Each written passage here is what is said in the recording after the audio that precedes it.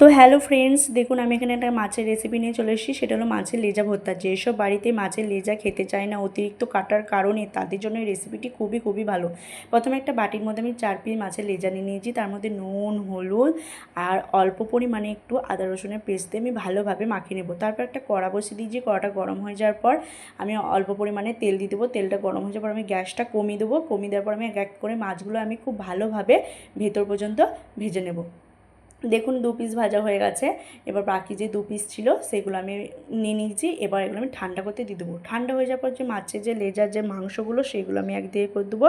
আর কাঁটাগুলো আমি সময় নিয়ে খুব ভালোভাবে ছাড়িয়ে নেব। দেখুন আমি খুব ভালোভাবে ছাড়িয়ে নিয়েছি, আর সেরকম কাঁটা নেই, একদমই নেই। তো একটা অন্য কড়া নিয়ে নিয়েছি। কড়াটা গরম করতে দিয়ে দিয়েছি। আর এখানে একটা প্লেটের মধ্যে একটা পেঁয়াজ কুচি, কয়েকটা রসুনের কোয়া, 2টো কাঁচা লঙ্কা কুচি নিয়েছি। এবার সেই মাছ ভাজার যে তেলটা সেটা আমি কড়াইয়ের মধ্যে দিয়ে দিচ্ছি। গরম হয়ে যাওয়ার পর কুচনো পেঁয়াজগুলো আমি এখানে অ্যাড করে দেবো। এবার আমি একটু দিয়ে দেবো অল্প পরিমাণে নুন, যাতে পেঁয়াজটা একটু তাড়াতাড়ি সেদ্ধ হয়। তারপর আমি এখানে দিয়ে দিলাম কুচনো লঙ্কা কুচিগুলো। তো এবার ভালো করে ভেজে নিলাম। ভেজে নেওয়ার পর আমি এবার এখানে দিয়ে দেবো মাছের যে লেজার মাংসগুলো আমি ছাড়িয়ে নিয়েছিলাম সেগুলো। এবার এটাও আমি খুব ভালোভাবে একসাথে আমি ভালোভাবে মাখিয়ে নেব। দেখুন আমি ভালোভাবে এটা ভাজিয়ে নিচ্ছি।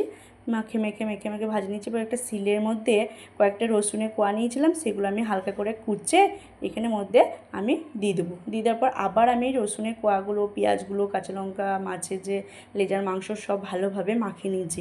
মাখিয়ে নেওয়ার পর এখানে আমি একটা মশলা অ্যাড করেছি, গোটা জিরে, গোটা ধনে, শুকনো লঙ্কা, পাঁচফোড়ন আর জোয়ান।